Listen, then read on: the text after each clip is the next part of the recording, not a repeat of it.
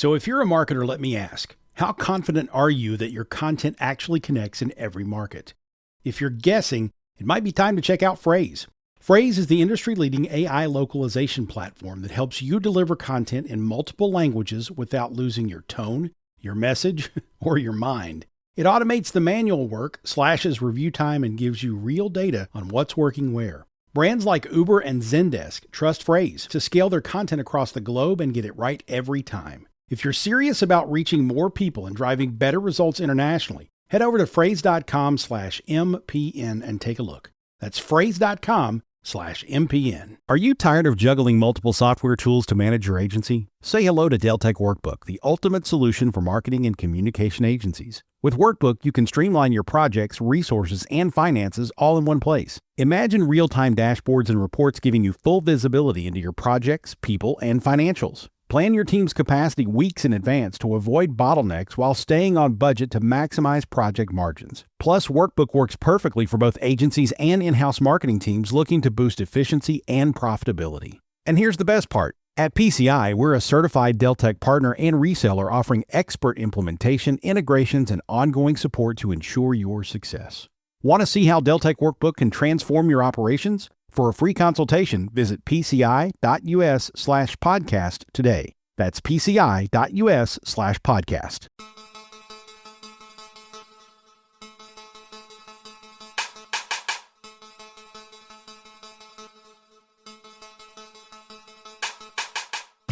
Coming up on this episode of the Entrepreneurial You. I think that for entrepreneurs who are in this innovation type space, then it's a matter of take an idea and figure out, can you do more with it, right? Is there a viability? Is there wider market relevance? Know who you're going after, but also allow the market to tell you how it's going to work. You're going to pivot a lot of times. Hey, it's John Lee Dumas of EO Fire, and it's the Entrepreneurial You, the show for dedicated and passionate Caribbean entrepreneurs seeking daily inspiration, brought to you by author, speaker, and award-winning entrepreneur Heneka Watkis-Porter. You must be prepared to ignite. My friends, my peak performers, guess what time it is? Yes, you know, because you're here. It is time for another episode of the Entrepreneurial You podcast, and today's guest is a true innovator and advocate for accessible design. Meet Douglas Katz, West Point grad, disabled Army veteran, and the inventive mind behind adaptive products like the Nulu knife, the Nulu knife, which is transforming independence for people with mobility challenges. Doug's career spans artillery, steel, telecom, and over 20 years in residential lending, but his latest chapter is all about creating products that restore dignity and solve real-world problems. If you believe entrepreneurship should make life better for everyone, this episode will definitely open your mind. Welcome, Douglas Katz. Welcome. Thank you. I do appreciate it. Awesome. And my peak performers, here's what we're talking about today. Inventing independence, adaptive tools, and the power of practical designs. Now, the truth is, sometimes the best inventions, they come from personal need. And Doug's journey from military service to inventing adaptive kitchen tools is a story of resilience, it's empathy, and a relentless drive to just make things easier for those that are facing challenges, that are facing physical challenges. And necessity, I like to say, is the mother of invention. So today we'll explore how inclusive design changes lives, why age and experience are assets, and how small innovations can really have a massive ripple effect. All right. So without further ado, welcome again, Doug. Thank you so much. I appreciate it. This is my icebreaker question for you, right? So you've worked in so many fields. What's one lesson from your military days that still guides you as an inventor?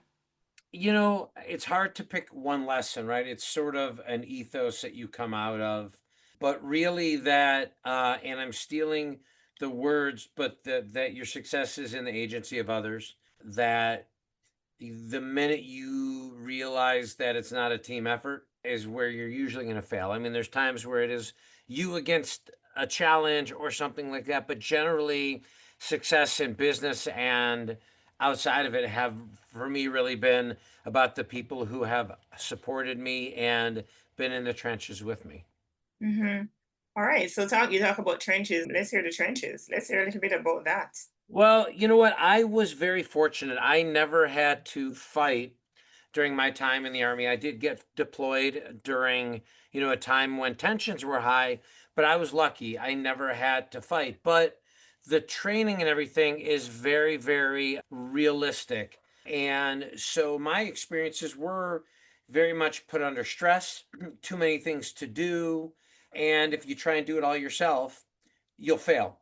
So, you find the right people who fill the gaps that you have and let them do their job. And, you consistently get recognized for allowing people to succeed themselves, which is a great way to go. And I never saw that in corporate America the way that I saw it in the military. Right.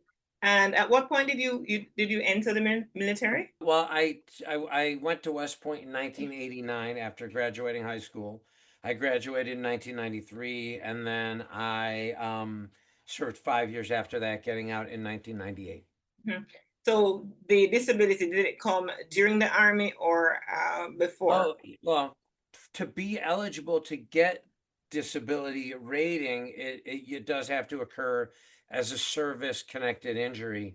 I, like a lot of people, have some things that were deemed service connected that I could get money for, or a rating and ultimately compensated, I should say.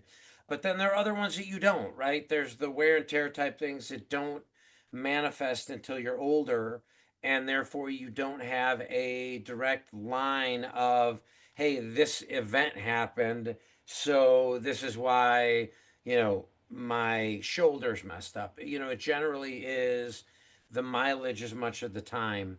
So there are things. I have a bad ankle. There is a treatment record that shows, okay, this was service related. But for my upper body issues, there's less. You go in and you get evaluated, and they say it probably was service related. But to be consistent in how they rate people, if you don't have the evidence, then you don't get rated that way. Okay. All right. Thanks for shedding light on that for us. Now, the Nulu adaptive knife, and I want you to do you call it the NULU or you call it I Nulu? call How it the do you Nulu, which is Nulu? Yes. it's sort of an amalgamation of Nu and Ulu. There was a Mm-hmm. knife that has existed in the Inuit cultures for, a very long time. And there are some design components that were the basis of how we approached the design of the Nulu. So we felt Nu Ulu shared, or paid homage to the lineage, with recognizing that it could still be improved, which is really where our patent pending design comes in. I think it was intuitively good for the people who used the Ulu. As we reverse engineered what made it good, we were able to make a better knife by understanding the why and the cutting geometry that made that a knife that people, anybody that goes to Alaska a lot of time comes back with one, because a lot of them are sold up there and they just like how it works. We took that a step further, and my own experience as a disabled vet allowed me to really want to understand why it worked better, right? For me, it just wasn't enough to say, wow, this works. I wanted to bring that to a wider audience. Mm-hmm. So the inspiration of it, of course, is to make it more user friendly for persons who have some form of a disability. But how does that work? Like, I'm thinking a knife is a knife is a knife, right? Clearly, you're not thinking that. Clearly, that's not the case. Well, So it's educate us, please. it's the use case, right? So your Hmm. show's for entrepreneurs, Right. and you have to have a problem that you are solving with a good use case. Hmm. The use case was my use case. The use case was that I like to cook, and ultimately health is about exercise 100% and about movement, but it's as much about owning your diet and your nutrition. So if I wanted to continue to cook, and this was before I'd gotten my shoulder rebuilt, if you want to continue to cook and own that, well, then you've got that ability or you have to have the ability to prepare those meals. So for me, I was at a point where my entire arm was giving me issues as a result of a shoulder that I had to have completely rebuilt. So I looked and said, I'm a knife smith, a hobbyist knife smith, and I said, how can I solve this problem for myself? I think that for entrepreneurs who are in this innovation type space, then it's a matter of, and there's a lot of great tools with AI and all this to then take an idea and figure out, can you do more with it, right?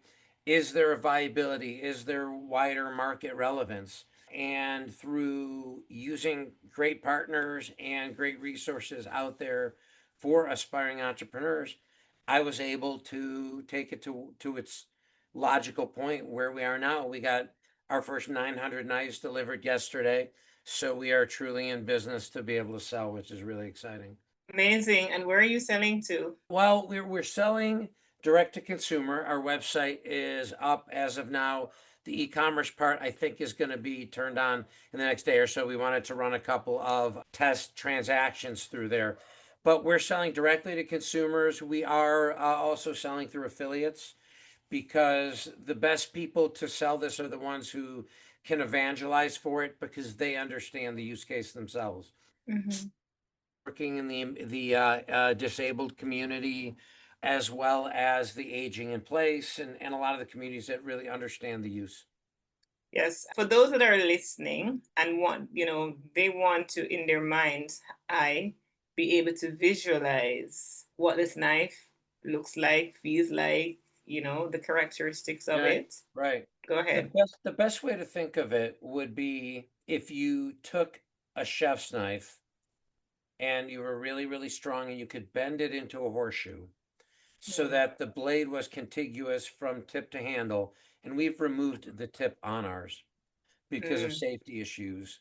But ultimately, what you're creating is a knife where the control area is above the cutting area. And by doing that, you're creating a knife where the place that you grip it is the center circle. And at any point that you're cutting something, it's a direct radius from the center of the circle to the cutting edge, which is the circumference of the circle. So if they would think of it that way, I would also highly encourage anybody listening who wants to know more, go to our website, nuluknives.com, and you can see some demonstration, because most people say exactly what you do. A knife is a knife is a knife, but if you think of how a knife is designed, most knives are designed with a linear geometry: tip, blade, handle. And you could have some hand guards and things like that, but generally that's how it's put together. But if you're wanting to transfer force from your body to that blade, the only really efficient aspect of that design is stabbing. And I think if you think about when the knife was in its most primal form, it had to be a spear and a field knife. So the tip had irrelevance. In the kitchen, it doesn't. So what we've done is we said, when you let yourself go from needing a tip, well, then you're focused on the blade and the cutting area, and that's how our knife shines. Wow. Douglas, like seriously, I have never thought of a knife or be after this conversation, I will never think of a knife the same way again. You know what? It's what we're really hoping. It is originally, again, we were focused heavily in the disabled space because it was Mhm. logical from an entrepreneurial perspective. It's the right on ramp, right? The use case is for them, it's aspirin, it's not a vitamin, right? They need the knife, where there are other people for whom the cutting experience will be better, but they might not necessarily need it. It's a good to have. So what we're hoping is that the need to have will help us get it to market. But the beauty of kitchen work is that everybody does it to some degree. And the beauty of disability, if you can say there's a beauty in it, is everybody will get there, because it's not a factor of an ailment, it's a factor of biology, and biology will win. It's undefeated, put it that way. So as we age, we will all hit a point where a tool like this becomes an essential aspect of life in the kitchen and not a good to have. And when it becomes essential, I think it could change the paradigm of how people look at it. Because we're told sometimes by people, I want to look like a chef. And there's something to that. But to that, I'll always say, but what's important? Is it playing a part, or is it creating a meal that is anti-inflammatory and allows you to keep your health? For a grandparent who now can use this knife to prepare the traditional meals they did in the past, there's so many ways that this can provide a positive impact for people. And the more that people do understand that letting go of stigmatization means an opening of the mind to then be able to say, wow, there's a better way of doing things. And by doing it that better way, the outcomes for me and loved ones and everybody will be better. Yeah, I'm thinking about it now. My husband got a stroke 3 years ago, 4 years ago. And since then, he's not been able to use his right hand in the way that he normally would. And so even using a knife Yeah, is a challenge for him. And I'm thinking, wow, that sounds like something that could solve his problem. Are you shipping outside of the US? we do on occasion. Okay. Um, we're still trying to figure that piece out, but yeah, we can do it on a case by case basis. So, and right now we're potentially looking at representation outside the US in terms of licensees. There's been a lot of interest in the design because it's something everybody can connect with. If they Mm-hmm. themselves have not had the need, there's a lot of folks like you who look and go, oh, a spouse or a parent or whoever struggles with this, and we can help them out in some way, shape, or form. Wow. It's interesting. I'm glad we're having this conversation, Doug. All Thank right. you. So yes, yes. I mean, it is clearly solving a problem, and like you said, biology will win. So if you don't need it It will. now, you will need it on the Yes. road, or it's somebody that you know needs it now. Oh, All right. totally. Totally. Yes. How do you approach, or how did you approach the product design that served the disabled community? And I'm sure it's also for able-bodied users as well. It So, is. It is. right. Well, So, mhm. you know, Tell us about the design approach. Yeah. for me, it was really intuitive. My best design approach was getting a good designer.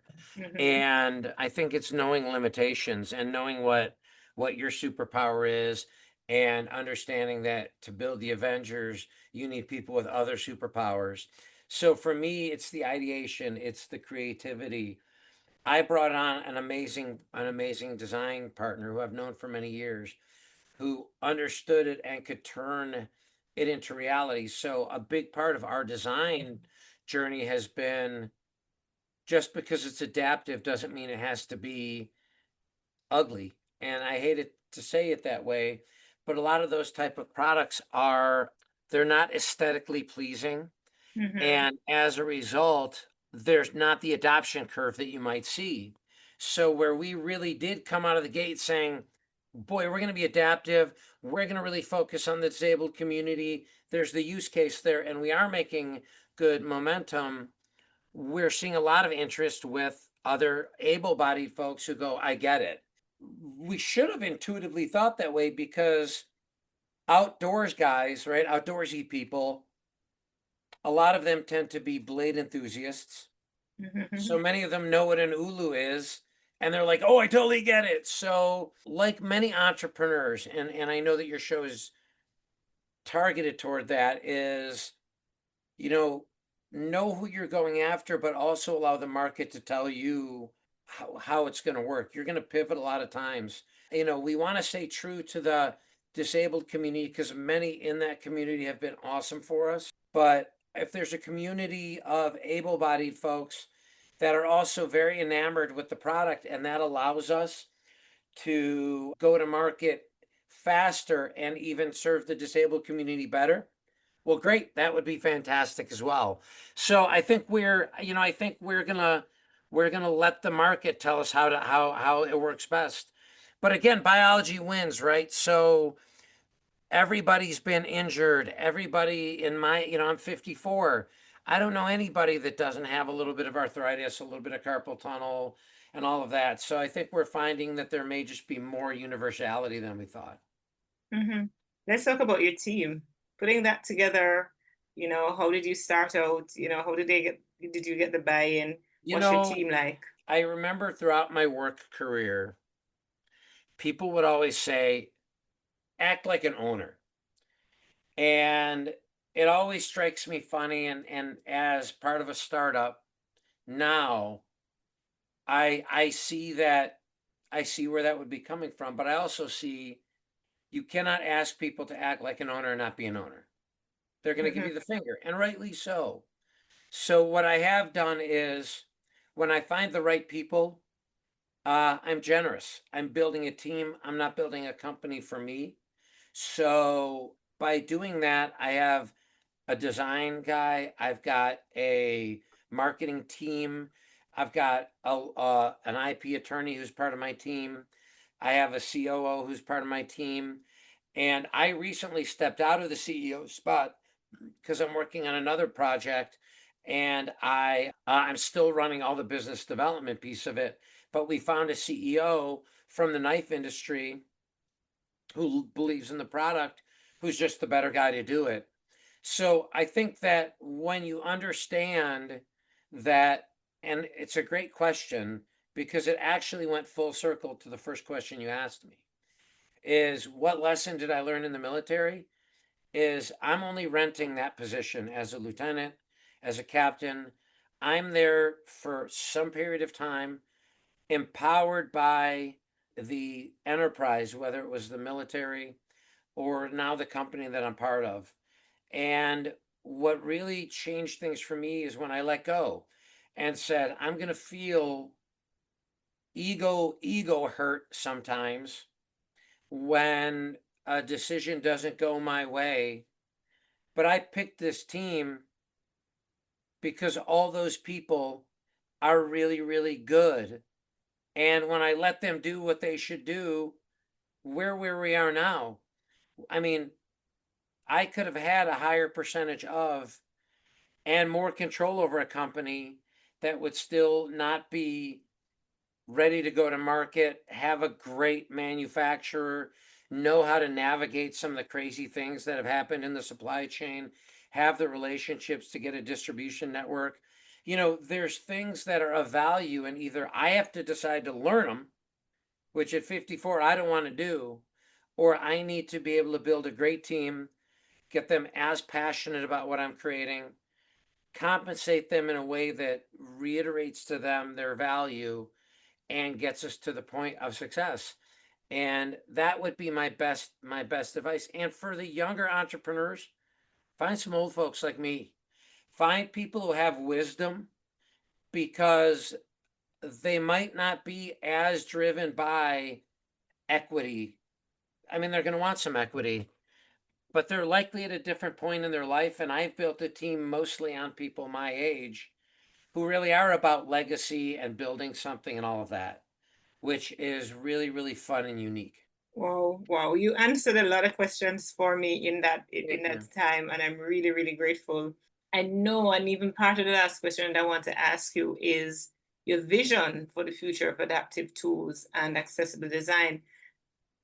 Part of this question, the answer to this question would have come out in, earlier discourse, but I'd want you to just definitively just share your vision.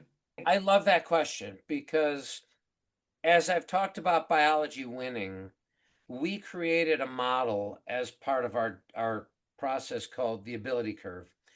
And the ability curve basically tracks your ability in a given task. You can apply it to whatever to do that task over your life, right?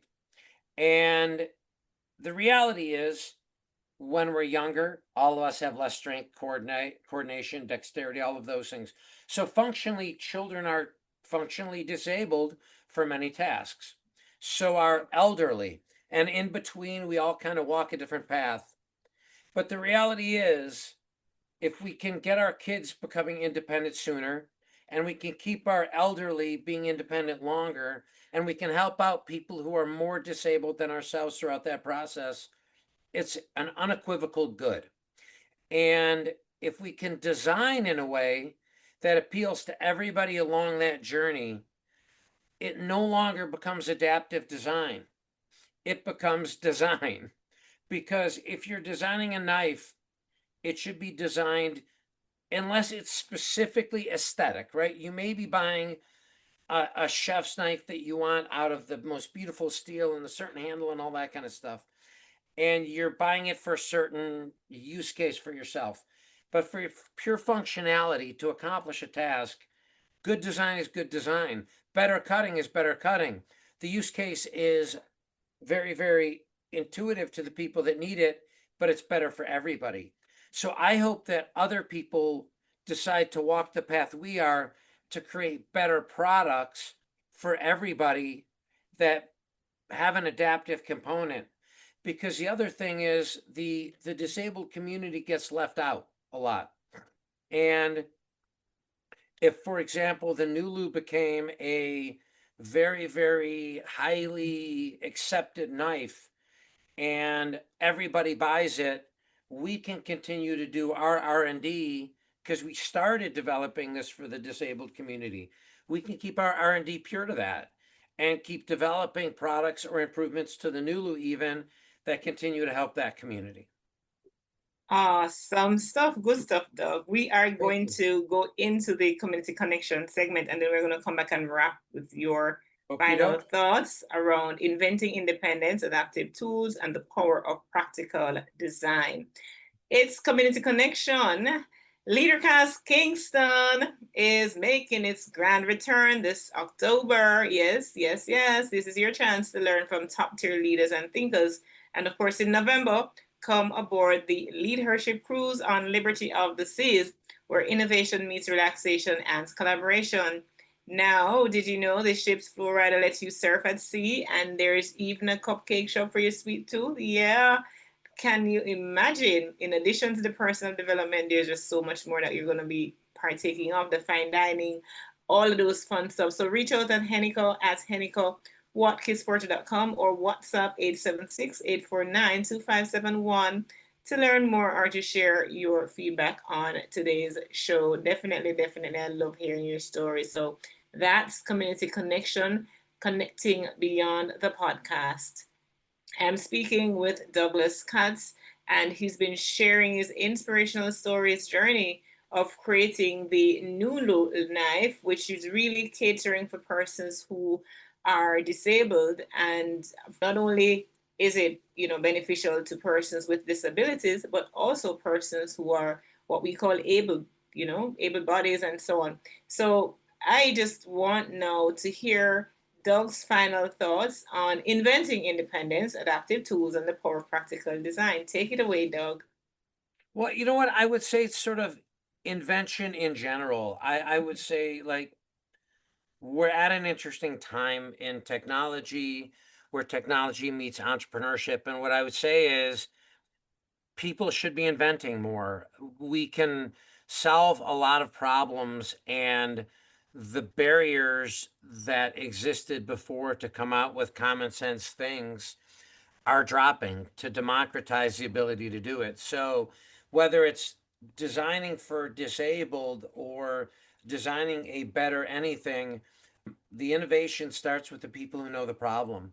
So for any of your listeners, if you know a problem or problems out there, go design around them, go create new and amazing things and build great teams. And, as I said, we had 900 knives delivered yesterday.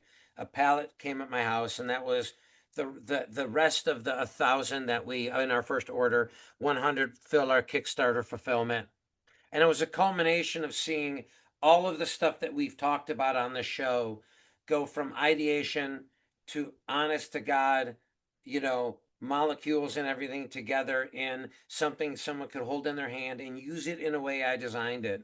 So what I would say is go invent and go innovate and go make things, because the degree of joy that you'll get from it is beyond rewarding. Mhm. And the independence that you'll get from it and the different thinking in being able to create new and different things and further ventures will carry you a long way. So want to buy a knife? Go to nuluknives.com and we are open for business. Okay, awesome, awesome. I like it. Thank you so much, Douglas Katz, for Thank coming you. in, and you've been sharing an inspirational journey with us. I'm Thank you inspired. so much. You're welcome. You're welcome. And Linktree/Douglas Doug Katz. So you can be found Linktree Doug/Doug Katz. That's Katz. For persons who want to find out more about Doug, his journey, and how you can support what he's into. Of course, there is social media and so on connected to that. And he's kindly consented to giving discounts to audience of the Entrepreneurial You podcast. All right. So just hit me up and I'll get you connected. All right. Trending now is our next segment, and here's a trend worth noting. The global market for adaptive products is projected to reach $26 billion by 2028, and companies with inclusive design see a 30% boost in customer loyalty. Doug's work is at the forefront of a movement that's not just about accessibility, it's about smart, universal solutions for all. And that's what's trending now. And of course, a very big thank you again to Doug for him sharing and showing us the power of practical creativity and, of course, compassion. Of course, to see the Nulu Live in action or connect with Doug, go to nuluknives.com, or you can find him go to Linktree/Doug Katz, and Yep. you can find him there. If this episode sparked new ideas, please subscribe, leave a review, and share it with someone who believes in making the world more accessible or a better place. Remember, the best solutions are often the simplest and most inclusive. Affirm with me. I am an innovator, creating solutions that empower independence and dignity for all. A very big thank you to our sponsors, the Jamaica Stock Exchange and Heneka Watkis-Porter.com. Do take care. You may know you're listening to this show along the Marketing Podcast Network, but did you know there are other great shows on MPN to help your business? Robbie Samuels hosts the On the Schmooze podcast. Robbie, tell listeners what to expect from the show. Since 2015, I've interviewed entrepreneurs who overcame challenges to achieve success in their field or industry. Tune in to On the Schmooze to listen as I ask deep questions to elicit untold stories about leadership and networking. And where can people subscribe? Find the show at ontheschmooze.com or on marketingpodcast.net, or just search for it wherever you get your podcasts. You heard them. Go subscribe. This podcast is heard along the Marketing Podcast Network. For more great marketing podcasts, visit marketingpodcasts.net.